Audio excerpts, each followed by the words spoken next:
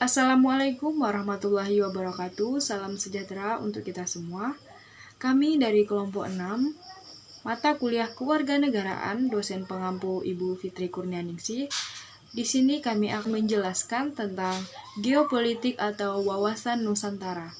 Sebelum itu, izinkan kami memperkenalkan diri terlebih dahulu. Saya Tasya Hibdiasa Fitri dengan NIM 21050200026.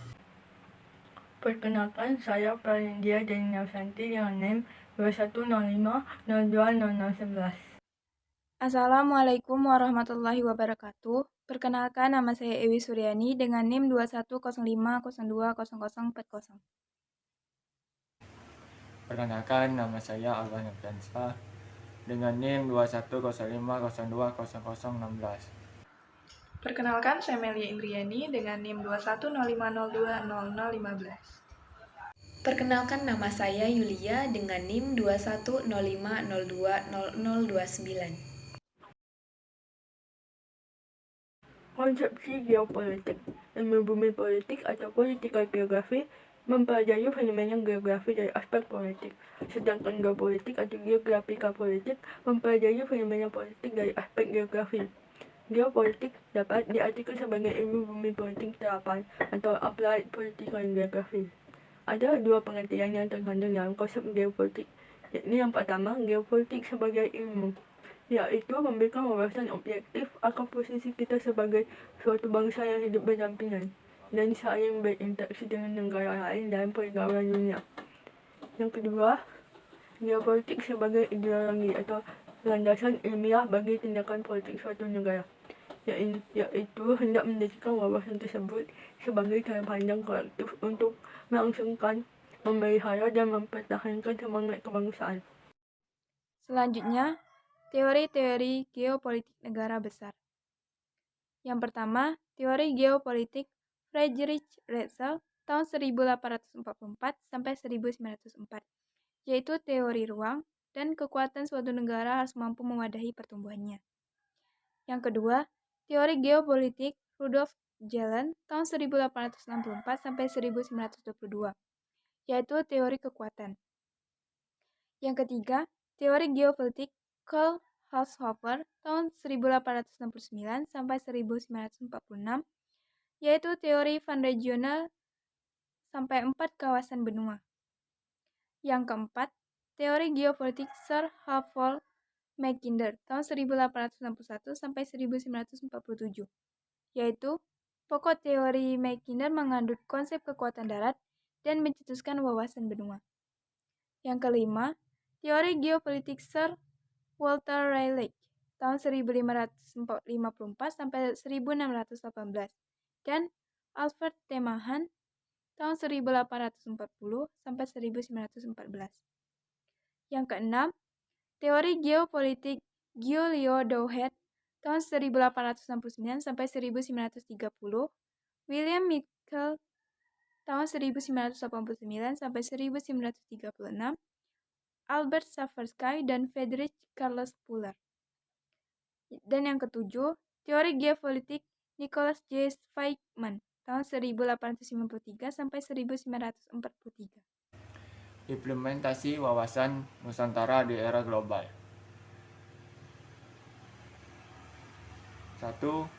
Pelaksanaan.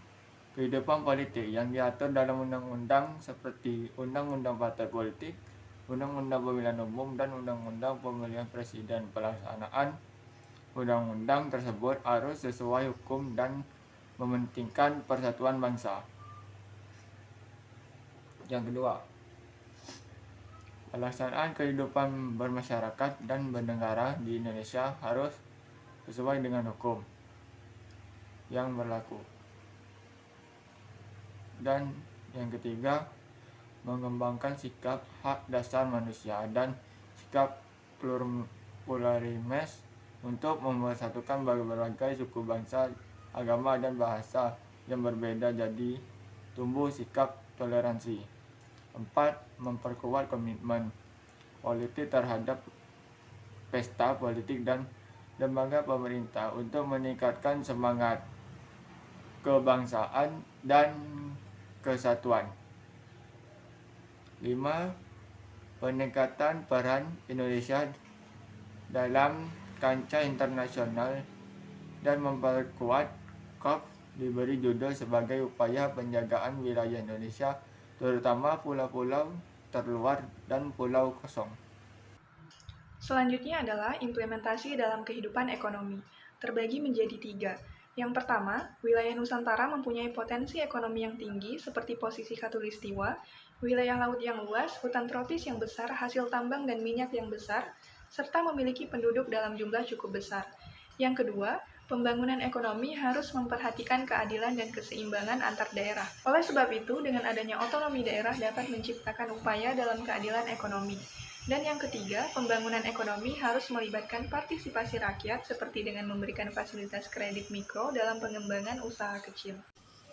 Implementasi dalam kehidupan pertahanan dan keamanan. A. Kegiatan pembangunan pertahanan dan keamanan harus memberikan kesempatan kepada setiap warga negara untuk berperan aktif karena kegiatan tersebut merupakan kewajiban setiap warga negara, seperti memelihara lingkungan tempat tinggal, meningkatkan kemampuan disiplin, melaporkan hal-hal yang mengganggu keamanan kepada aparat dan belajar kemiliteran. B. Membangun rasa persatuan sehingga ancaman suatu daerah atau pulau juga menjadi ancaman bagi daerah lain. Rasa persatuan ini dapat diciptakan dengan membangun solidaritas dan hubungan erat antara warga negara yang berbeda daerah dengan kekuatan keamanan. C. Membangun TNI yang profesional serta menyediakan sarana dan prasarana yang memadai bagi kegiatan pengamanan wilayah Indonesia, terutama pulau dan wilayah terluar Indonesia. Implementasi dalam kehidupan sosial dan budaya. 1. Mengembangkan kehidupan bangsa yang serasi antara masyarakat yang berbeda dari segi budaya, status sosial, maupun daerah. Contohnya, dengan pemerataan pendidikan di semua daerah dan program wajib belajar harus diprioritaskan bagi daerah tertinggal. 2. Pengembangan budaya Indonesia untuk melestarikan kekayaan Indonesia serta dapat dijadikan kegiatan pariwisata yang memberikan sumber pendapatan nasional maupun daerah. Contohnya, dengan pelestarian budaya, pengembangan museum, dan cagar alam.